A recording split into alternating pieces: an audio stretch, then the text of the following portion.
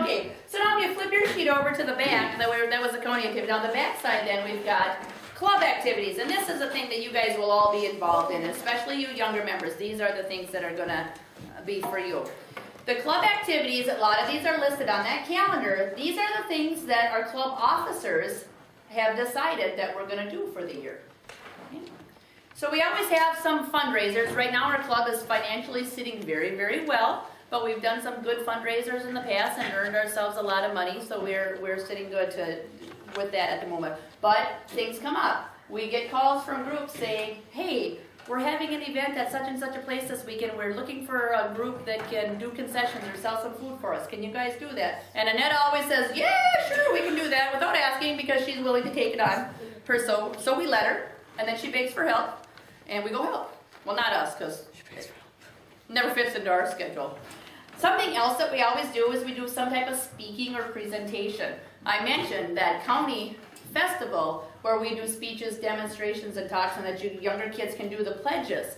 And that's a county level thing that we sign up for, but we also do it here in the club. For example, tonight when we have the meeting, Alicia is going to say, is there someone who would like to report on the new family orientation? And who's going to raise their hand?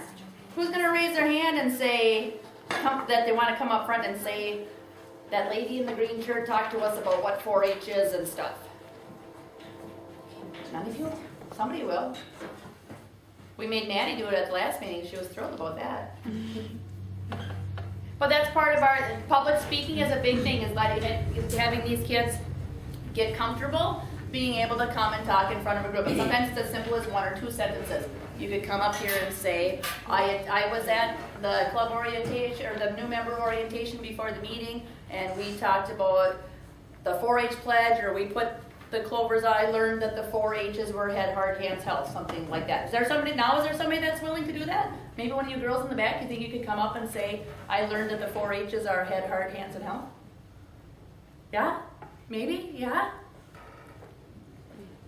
Maybe? Okay, Alicia, are you paying attention? Kendra, you'll do it. You're not shy. She's not shy. All right. So other things that we've done too with this festival, the last several years, probably a lot of years, we've done a club play. We've had practices to do a drama, do a play, and presented that at the county festival. We have done a dairy promotion at Flat Pennies every June. June is dairy month, so we go and do that. We also do community service. Sometimes we get a call about helping wherever. A couple years ago, we went to the Bow and Arrow, the historical marker down the road, and we cleaned up around there. We actually have a community service project in the works that will be starting in the spring right here at the Legion. We're going to be working on cleaning up their landscaping and getting some new plants and things done there. So we have a committee to work and arrange that, but then as a whole club, we come in as worker bees and get dirty. In the past, we used to have our meetings at Prairie View Elementary School, so in the spring, we'd do a cleanup there. We'd clean up all the leaves and pull weeds and do things like that. Recreation, that's the fun stuff. Like I said, we went to the pool for one of our meetings last year. We'd play games and activities if time allows at our meetings. Just recently, because we just took it down a couple days ago, for National 4-H Week, that's the beginning of October, the first week in October is National 4-H Week. We put up a 4-H promotion window display. So we did that up in Ellsworth at Bojo's Creations at the flower shop there. And you saw it, and you know what? Guess what place we got? First place for the 2nd or 3rd year running on our window display, because we have a lot of fun. We have a good group. We're a very, very active club. We're small in numbers, huge in activity. And it's kind of ironic that some of these other really large clubs that have 60, 70 members don't even come close to participating in half of the things that we as Busy Fingers do. So that's something to really be proud of. You've chosen a good club to come into, because we make sure that our members know about the things that are going on. We make sure that we're giving you the opportunities and that you're able to participate, because nothing is worse than finding out about something after it happened and saying, well, why didn't my leader tell me about that? Or why didn't we know? You don't have to worry about that here. That she's on the ball. You might just be the opposite. You'll be like, Annetta's sending me some 4-H thing again. She sends stuff about the swine project, even though we don't have a single person in the swine project. But guess what? You're going to know about it. So if you have a friend at school that's in swine, you can tell them, hey, Your workshop is coming up. We also, this last year, we did fair promotion signs. And again, we just have various volunteer opportunities throughout the year that we're either contacted about. The dairy breakfast, if we have they've run that, if we have a couple people go participate in the dairy breakfast, then we get money or get some kind of award or compensation for that, okay?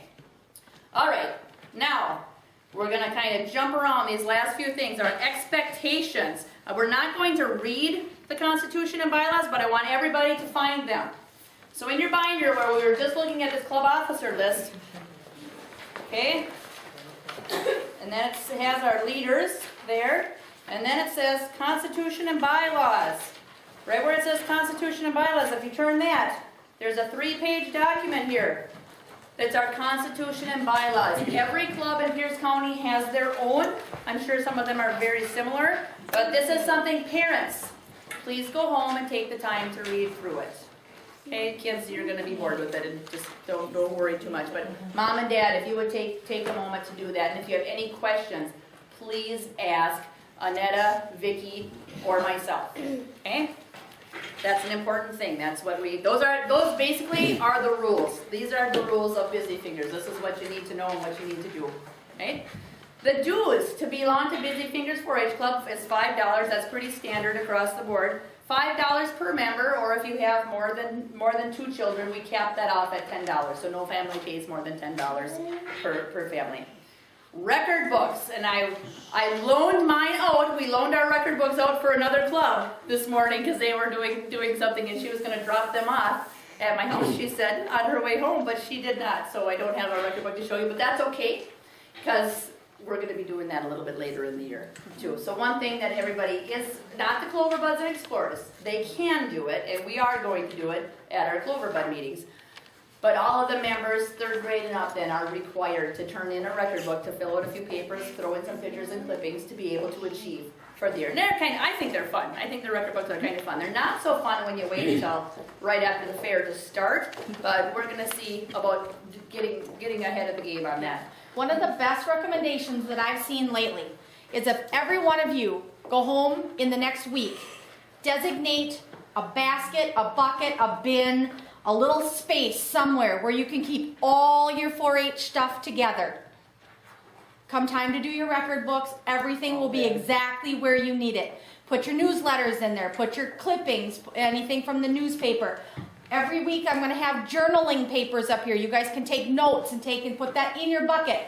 Because in 8 months from now, you will not remember what we did tonight versus January or maybe even the May meeting. It's all just going to be one big lump in your memory.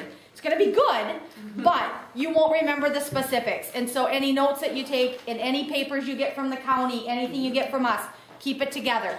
That's my biggest suggestion. It's worked really well. Chris? Should they like take a couple little notes on every meeting and put it?